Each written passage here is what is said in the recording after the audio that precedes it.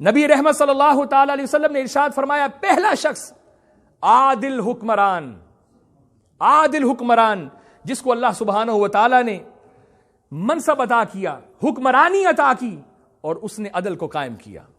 اسی طرح اگر وہ کسی عدالت کا قاضی ہے، جج ہے، اور اس نے صحیح فیصلے کیے،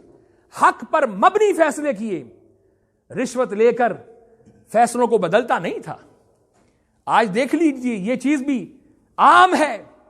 ایک وقت آج یہ باتیں بھی سننے کو ملتی ہیں، وہ کہتے ہیں کہ کبھی کوئی جرم ہوتا تھا تو وکیل کر لیں، آج کہتے ہیں جج کر لیں، وکیل سے بہتر ہے جج کر لیں، جج بک رہے ہیں۔ تو فرمایا کہ جو عادل حکمران ہوگا،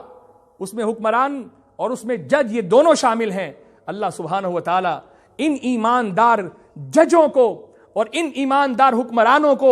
اس روز جب کوئی سایہ نہیں ہوگا اپنے عرش کا سایہ عطا فرمائے گا۔ نبی رحمت صلی اللہ تعالی علیہ وسلم نے ارشاد فرمایا پھر وہ شخص جس نے اپنی جوانی کی حفاظت کی، اپنی جوانی کی حفاظت کی، در جوانی توبہ کردن شیوائے پیغمبری، کہ اپنی جوانی کی حفاظت کی اور جوانی کو اللہ سبحانہ و تعالیٰ کی اطاعت میں گزارا۔ دیکھیے انسان جب اپنی جوانی کی حفاظت کرتا ہے نا تو اس کے اثرات اس کے بڑھاپے پر نمودار ہوتے ہیں۔ جس نے اپنی جوانی کی حفاظت کی اس کے بڑھاپے کی بھی حفاظت ہو جاتی ہے۔ جوانی کے اندر ہی انسان کی ایک عادت بنتی ہے۔ تو فرمایا کہ جس نے اپنی جوانی کی حفاظت کی، روز قیامت اللہ سبحانہ و تعالیٰ ایسے جوان کو اپنے عرش کے سائے میں جگہ عطا فرمائے گا۔ پھر آقا کریم علیہ السلام نے ارشاد فرمایا تیسرا وہ شخص ہے کہ جس کا دل مسجد میں اٹکا رہا، مسجد سے محبت کرنے والے، مسجد سے پیار کرنے والے، مسجد میں آ کر خوش ہونے والے، مسجد کے انتظام و انصرام کو چلانے والے، مسجدوں کو بنانے والے۔ ارشاد فرمایا انما یامر مساجد اللہ من آمن باللہ والیوم الآخر، اللہ فرماتا ہے مجھ پر اور قیامت پر ایمان ہی ان لوگوں کا ہے جو میرے گھر بناتے ہیں، میرے گھروں کی حفاظت کرتے ہیں، میرے گھر بناتے ہیں۔ تو فرمایا کہ جو مسجد سے محبت کرنے والا ہوگا، مسجد کا انتظام و انصرام چلانے والا ہوگا، جس کا دل مسجد میں اٹکا رہا ہوگا، اللہ سبحانہ و تعالی روز قیامت اس کو اپنے عرش کا ٹھنڈا سایہ عطا فرمائے گا۔ پھر فرمایا اللہ اکبر چوتھا وہ شخص کہ جو تنہائی میں اللہ کے خوف سے رو پڑا، تنہائی میں بیٹھ کر اپنے گناہوں کو اس نے یاد کیا اور اللہ کے خوف میں اس کی آنکھوں سے ٹپ ٹپ آنسو بہ گئے۔ اللہ کے پیارے نبی نے ارشاد فرمایا مبارک ہو ایسے شخص کو، کیونکہ اس کا وہ جو رونا ہے اس کے اندر ریا نہیں ہے، اس کے اندر اخلاص ہے، اس کے اندر اخلاص ہے۔ اور اللہ کے خوف سے اخلاص کے ساتھ جو انسان روتا ہے اس کے وہ جو آنسو ہوتے ہیں ان آنسوؤں سے جہنم کی آگ بجھتی ہے۔ ایسے شخص کو بھی اللہ سبحانہ و تعالی روز قیامت اپنے عرش کا ٹھنڈا سایہ عطا فرمائے گا۔ پانچواں وہ شخص اللہ کے نبی نے ارشاد فرمایا اللہ اکبر کبیرہ کہ وہ شخص جو اللہ کے لیے ملتے تھے اور اللہ کے لیے جدا ہوتے تھے۔ یعنی ایسے دوست کوئی اجتماع منعقد کرتے ہیں، جیسے درس قرآن کی کوئی محفل ہے، درس حدیث کی محفل ہے، اور اس میں کیا ہے اللہ کا کلام کوئی سنا رہا ہے، کوئی سن رہا ہے۔ درس حدیث کی کوئی محفل ہے، حضور کے فرامین کوئی سنا رہا ہے، کوئی سن رہا ہے۔ لوگوں کی اصلاح کے لیے کچھ لوگ اکٹھے ہوئے، ایک ویلفیئر بنائی کہ ہم معاشرے سے بگاڑ کو ختم کریں، معاشرے سے برائیوں کو ختم کریں،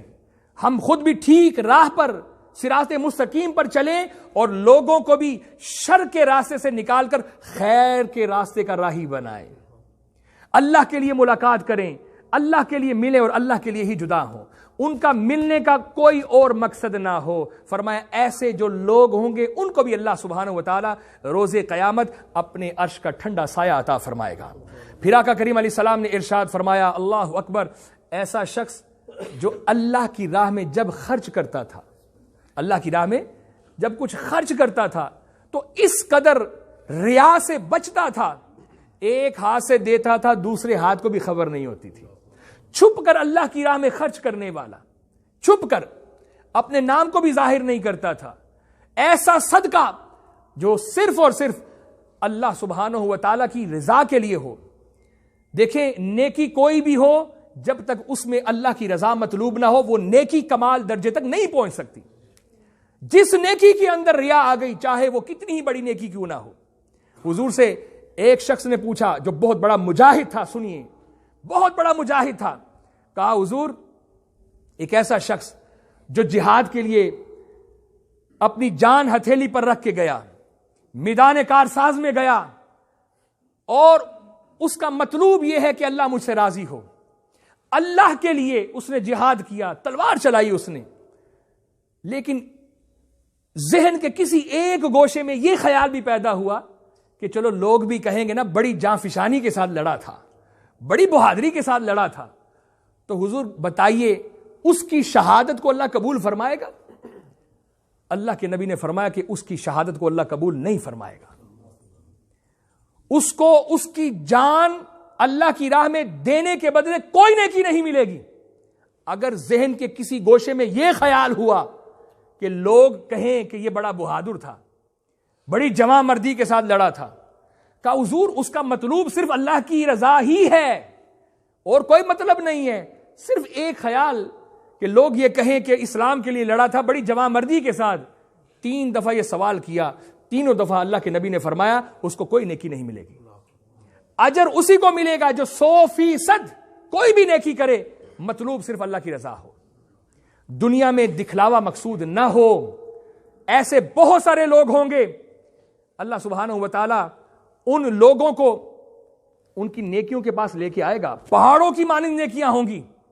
لیکن جیسے ہی وہ اپنی نیکیوں کے قریب جائیں گے ہباء منصورا, ریت کی طرح وہ ساری نیکیاں اڑ جائیں گی. وہ اللہ کی بارگاہ میں عرض کریں گے باری تعالیٰ یہ تو پہاڑوں کی مانند میری نیکیاں, میں نے اتنا صدقہ, اتنے میرے روزے, اتنی میری نفلی عبادت, اتنے میرے حج اور عمرے, اے اللہ وہ عبادت یہ پہاڑ کی مانند تھی اب کہاں گئی؟ کہا کہ تیرا جو مطلوب تھا وہ لوگوں کا دکھلاوا تھا, وہ لوگوں نے پورا کر دیا, تجھے حاجی صاحب بھی کہہ دیا, تجھے نمازی بھی کہہ دیا, تجھے متقی بھی کہہ دیا, تجھے سخی بھی کہہ دیا, تیرا مطلوب تو پورا ہو گیا, میرے لیے تو نے کوئی عمل نہیں کیا. عمل وہی کمال درجے تک پہنچے گا جس میں خالصتاً اللہ کی رضا ہو. تو یہاں پر یہ فرمایا جا رہا ہے چھٹا وہ شخص ہوگا کہ جو اللہ کی راہ میں جب خرچ کرتا تھا مطلوب صرف اللہ کی رضا, کہ اللہ یہ جو میں خرچ کر رہا ہوں صرف تیری رضا کے لیے کر رہا ہوں, دکھلاوا مقصود نہ ہو. تو فرمایا روز قیامت جب میرے عرش کے سائے کے علاوہ کوئی سایہ نہیں ہوگا اس کو بڑی عزت کے ساتھ اپنے عرش کا سایہ عطا کروں گا.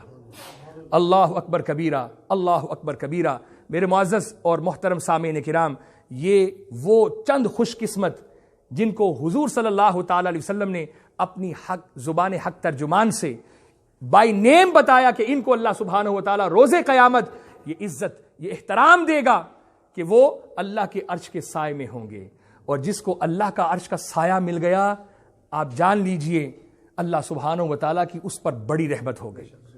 بڑی کرم نوازی ہو گئی, بڑی کرم نوازی ہو گئی. یہ دنیا الدنیا مزرعۃ الآخرہ, اللہ کے نبی نے فرمایا دنیا آخرت کی کھیتی ہے, جو آپ یہاں سے کماؤ گے وہی چیز آپ کو وہاں پر مل جائے گی. اگر ہم چاہیں یقیناً ہر مسلمان کی یہ خواہش ہوگی اللہ سبحانہ و تعالیٰ آخرت میں اپنی رحمت کا سایہ ہمیں عطا کرے. تو میرے بھائیوں محنت پھر اسی دنیا میں کرنی ہے. ابھی یہ زندگی کی سانسیں چل رہی ہیں, نہ جانے کس وقت یہ تاریں ٹوٹ